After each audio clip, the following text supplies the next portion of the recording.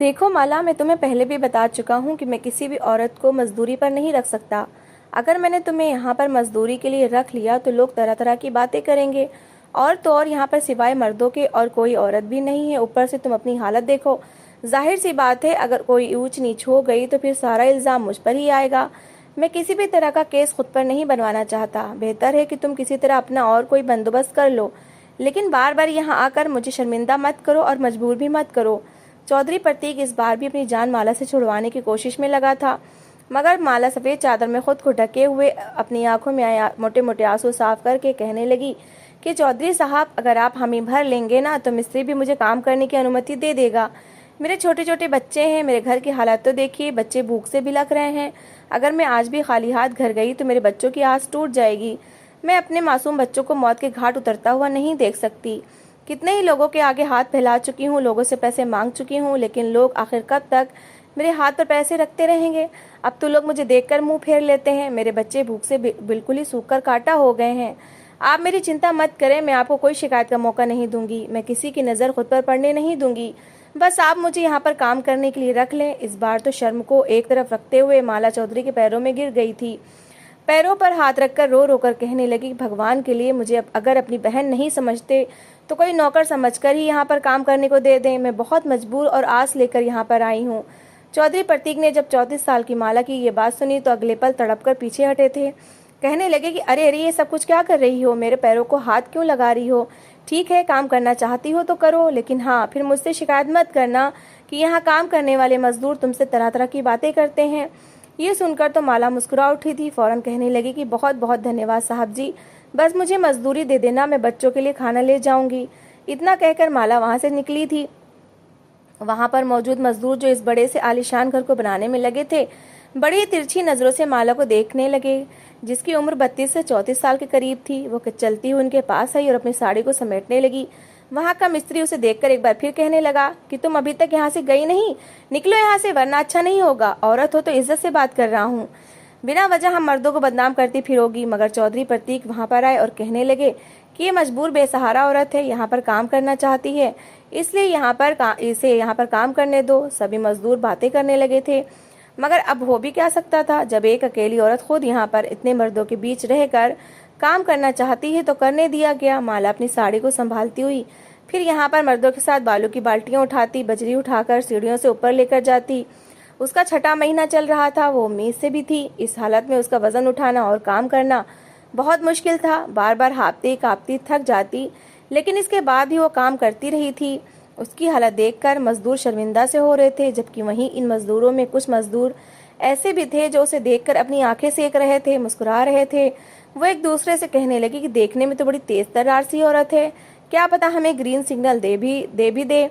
माला इन सब बातों से अनजान थी, चुपचाप वहां पर काम करती रही। आसपास के गांव की गुजरती औरतें भी उसे यहाँ पर काम करता हुआ देख रही थीं। दरअसल उसने यहाँ पर काम करना शुरू ही इसीलिए किया था ताकि आसपास से गुजरते लोगों की नज़र उस पर पड़ती रहे। क्योंकि लोग ज़्यादा थे, इसलिए किसी में भी इतनी हिम्मत नहीं होगी कि कोई भी गलत बात आकर माला से कर सके। माला की शादी श्याम से हुई थी। श्याम मजदूरी करके ही अपना पेट पाला करता था। वो एक बढ़ाई था, लकड़ी का बड़ा ही सुंदर काम किया करता था। लेकिन एक बार लकड़ी का नुकीला टुकड़ा उसके टांग में लग गया। उससे खून को मामूली सा लिया।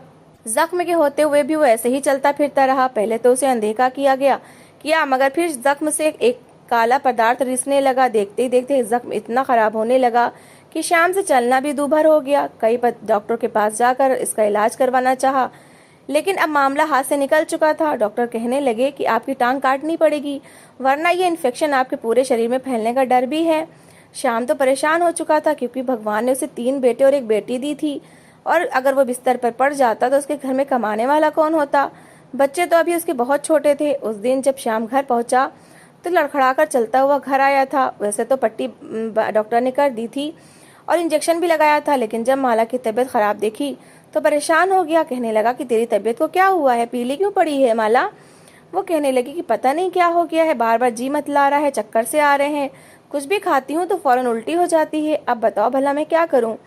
मुझे पता नहीं कौन सी बीमारी लग चुकी है। ये बात जब वहाँ पर मौजूद श्याम ने सुनी तो अगले ही पल माथे पर बल पड़ चुके थे। पहले ही 4 बच्चों की जिम्मेदारी उस पर बहुत थी। कहीं न कहीं माला को भी शक था कि वो प्रेग्नेंट तो नहीं हो गई।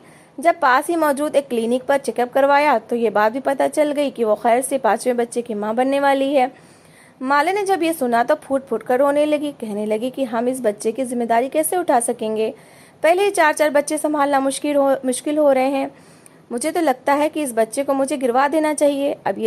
अगर ये दुनिया में आ गया तो हालत और तंग हो जाएंगे। मगर जब ये बात श्याम ने सुनी तो गुस्से से पहली बार उसने ऊंची आवाज में माला से बात की थी। कहने लगा कि तुम होती कौन है इस तरह की बात करने वाली। भगवान जो औलाद दुनिया में भेज रहा है उसके खाने की व्यवस्था भी वही करेगा। खाना तो भगवान ने देना है, सबका पालनहार तो भगवान ही है। खबरदार, जो बच्चे को हटाने की कोशिश भी की तो सारी जिंदगी मैंने इज्जत कमाई है और अच्छे कर्म किए हैं ताकि दुनिया में तो जैसे तैसे जिंदगी कट जाए पर स्वर्ग में हम अपने बच्चों के साथ हों। माला शर्मिंदा हो चुकी थी। मैंने अपने भगवान के दिए हुए उपहार को अस्वीकार करना चाहा और बच्चे को गिराने की बात की। श्याम बड़ा ही धार्मिक और भगवान से डरने वाला इंसान था। धीरे धीरे उसका जख्म बढ़ने लगा। डॉक्टर ने तो टांग काटने की बात कर दी थी।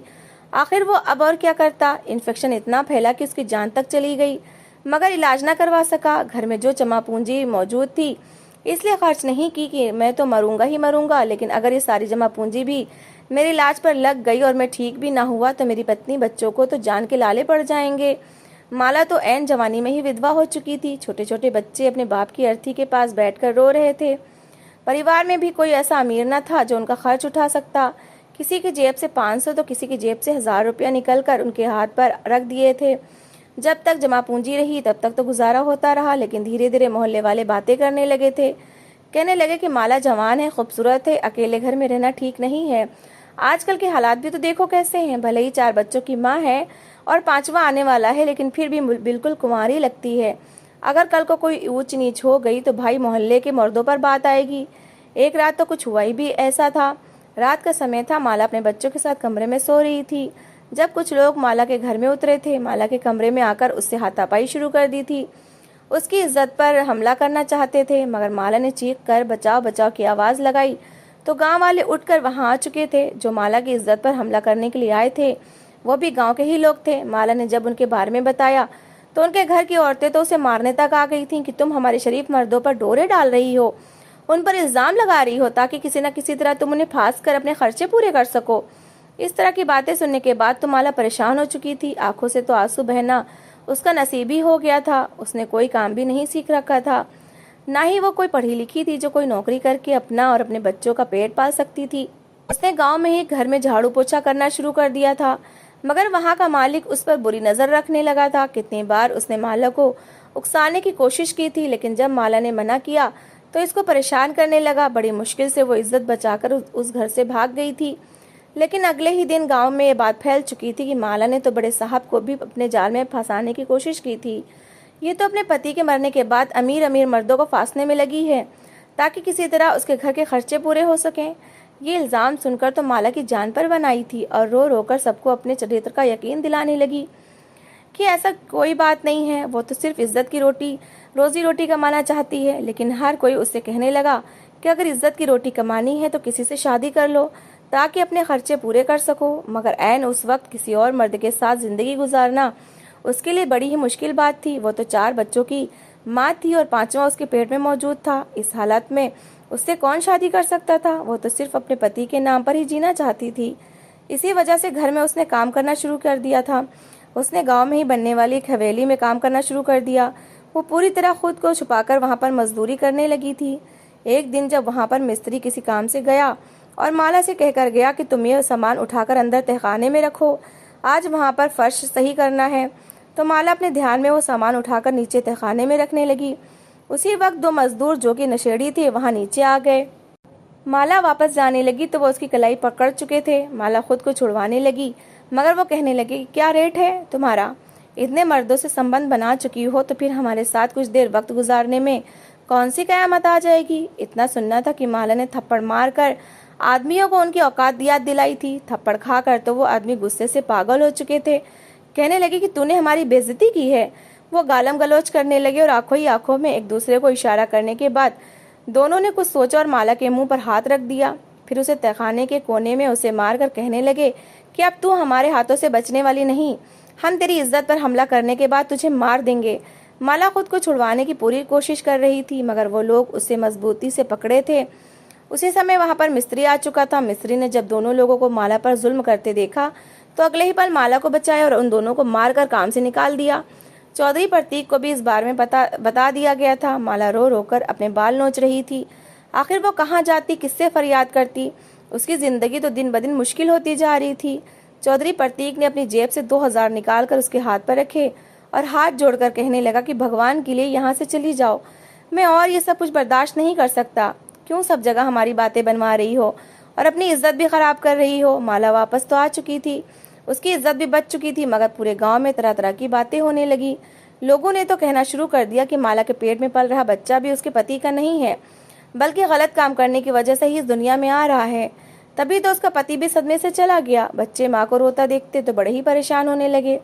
बड़ा बेटा 13 साल का था। साल के अंदर भगवान ने माला की गोद में औलाद दी थी। सभी बच्चे समझदार होने लगे थे। बड़े बेटे ने जब अपनी माँ के खिलाफ बातें सुनी तो उसे भी गुस्सा आने लगा था। कहने लगा कि आज से तुम्हें काम करने की जरूरत नहीं है, मैं खुद कमा कर लाऊंगा ताकि लोगों के मुंह बंद हो सकें। माला चुप हो चुकी थी, वो अब घर पर ही रहने लगी। तीनों बेटे एक दूसरे का हाथ पकड़े घर से निकल जाया करते और जो काम होता करने लगते। कोई गाड़ियों के शीशे साफ करने लगा तो कोई मजदूरी करने लगा, कोई ईंटों के भट्टे पर जाकर ईंटें बनाने लगा। जिसको जितने पैसे मिलते लाकर माला के हाथ पर रखता और माला उनसे अपना घर चलाने लगी। कुछ महीने ही गुजरे थे जब माला ने एक बेटे को जन्म दिया। बेटे का दुनिया में आना था कि माला की तो जिंदगी बदलने लगी।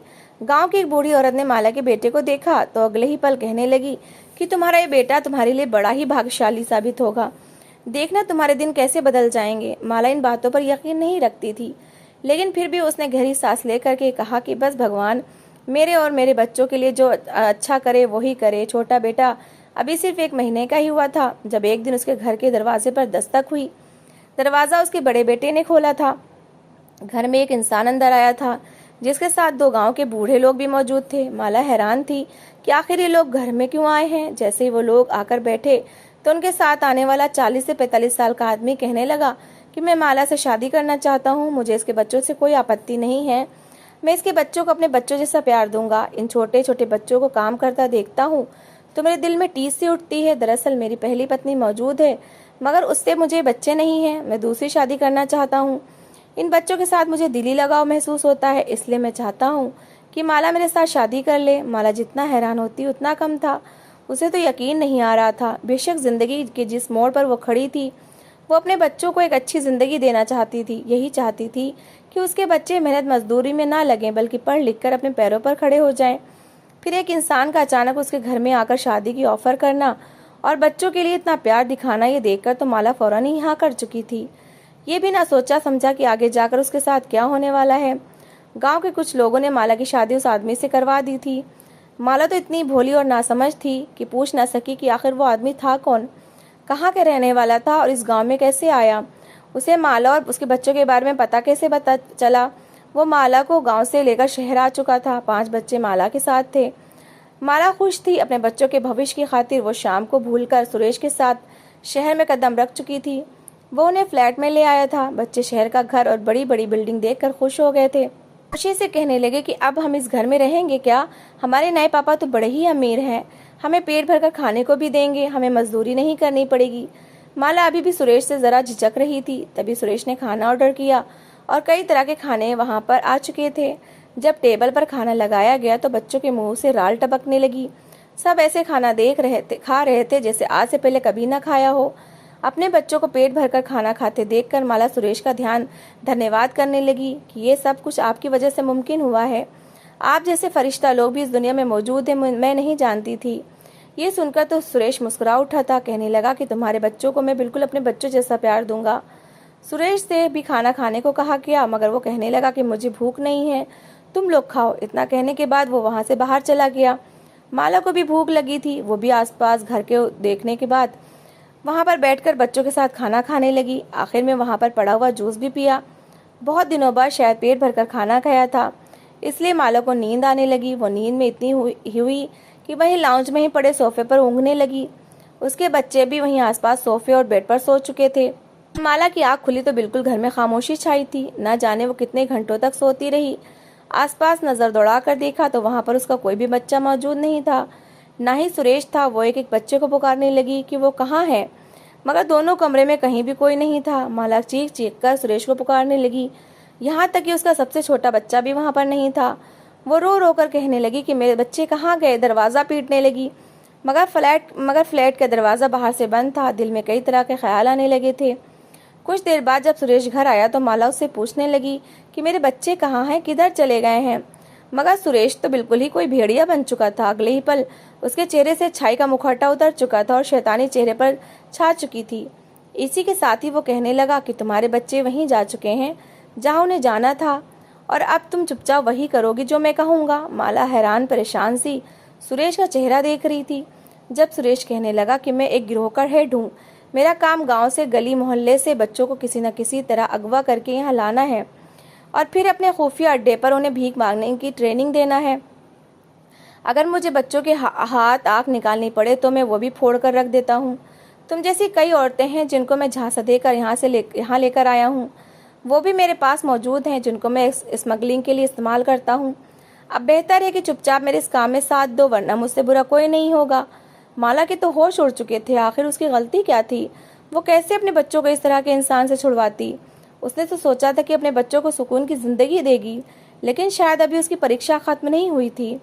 सुरेश उसे अभी वहीं पर ले आया था जहाँ पर बहुत से बच्चे और औरतों को इसी काम के लिए रखा गया था। वहाँ पर उसके बच्चे भी रो रहे थे। उसका सबसे छोटा बेटा एक तरफ लावारिसों की तरह पड़ा चीख चीख कर रो रहा था। माला तो भाग कर अपने बच्चे के पास गई थी, लेकिन उस इंसान ने उसे घसीट कर दूर किया और कहने लगा कि मैं तभी तुम्हारा बच्चा तुम्हें दूंगा जब तक तुम मेरे काम नहीं करोगी। वो उसे एक थैला पकड़ा चुका था कि जाकर फला जगह पर फला इंसान को देकर आओ, वरना तुम्हारा बच्चा भूख से मर जाएगा।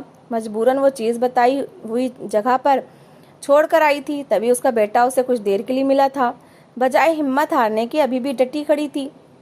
एक बार जब इस आदमी ने उसे एक पैकेट जाकर उसी के जैसी एक औरत को देने का कहा, तो बजाय उसे उस औरत को देने के वो पुलिस स्टेशन गई थी और सारी बात वहां पर पुलिस वालों को बताई थी। कुछ ही घंटों के बाद उस आदमी के अड्डे पर छापा मारा गया था। सुरेश और उसके साथी साथ मिले वो सारे आदमियों को पकड़ लिया गया था।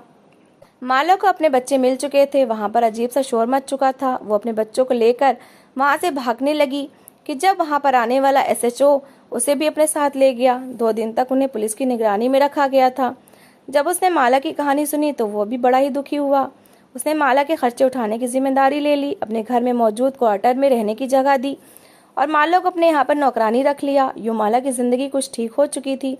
वो घर के काम करके वहीं क्वार्टर में रहने लगी और उसके बच्चे सरकारी स्कूल में पढ़ने लगे। अब तो बस यही प्रार्थना है भगवान से उससे और कोई परीक्षा न ले, लेकिन ना जाने कब तक उसकी ज़िंदगी में सुकून था। तो दोस्तों, कैसी लगी आपको मेरी कहानी? अगर कहानी अच्छी लगी हो तो प्लीज़ लाइक करिएगा, शेयर करिएगा, अपनी राय कमेंट बॉक्स में ज़रूर दीजिएगा और अच्छी अच्छी कहानी सुनने के लिए मेरे चैनल को सब्सक्राइब करिएगा। Thanks for watching.